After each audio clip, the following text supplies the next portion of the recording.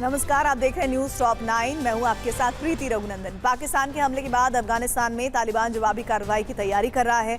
World exclusive खबरों में बात करेंगे, क्या ये एक और जंग की आहट है। इसके अलावा जानेंगे कि जापान में क्यों उड़ानों को काफी देर तक रोकना पड़ा और मोजाम्बिक की जेल में एक साथ 1500 कैदी क्यों भागे।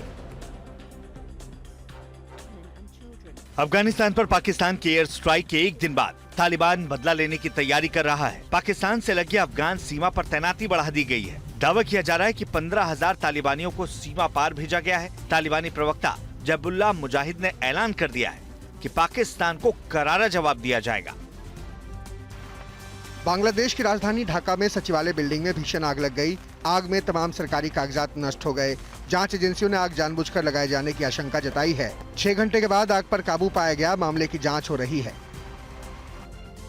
क्रिसमस के दिन बांग्लादेश के नोतुन तोंगझिरी त्रिपुरा पैरा में ईसाइयों के 17 घरों में आग लगा दी गई। यह हमला उस समय हुआ जब लोग पास के गांव में क्रिसमस मनाने गए थे। हमलावरों की पहचान नहीं हो पाई है। बांग्लादेश में पिछले कई महीनों से अल्पसंख्यकों पर हमले बढ़ गए हैं, जिसे लेकर भारत सरकार ने भी चिंता जताई है।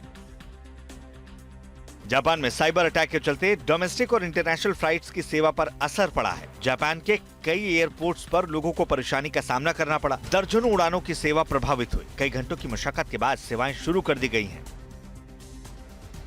बाल्टिक सी में एस्टोनिया फिनलैंड के बीच कम्युनिकेशन केबल डैमेज होने की जांच शुरू हो गई है। फिनलैंड पुलिस इस बात की जांच कर रही है कि लाइन में खराबी जानबूझकर तो नहीं की गई। पुलिस ने एक विदेशी शिप पर आशंका जताई है, लेकिन उसका नाम नहीं लिया है।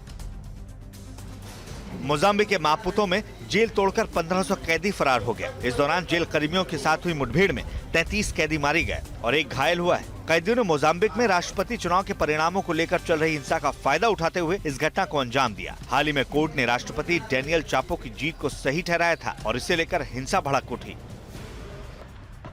इजराइल के खिलाफ जंग में ईरान बच्चों को भर्ती कर रहा है। ये भर्ती सोशल मीडिया के जरिए की जा रही है। ब्लूमबर्ग ने हाल ही में स्वीडन की जांच एजेंसी के हवाले से ये दावा किया था कि ईरान में बच्चों को सेना में भर्ती किया जा रहा है। हाल ही में इजरायली दूतावास पर हमले के आरोप में 15 साल का ईरानी बच्चा पकड़ा गया था।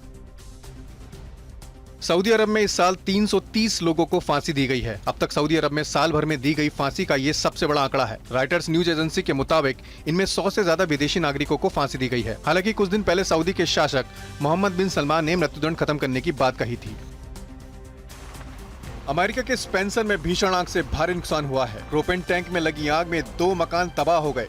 गनीमत ये रही कि घटना में कोई घायल नहीं हुआ। दमकल कर्मियों ने बड़ी मशक्कत के बाद आग पर काबू पा लिया।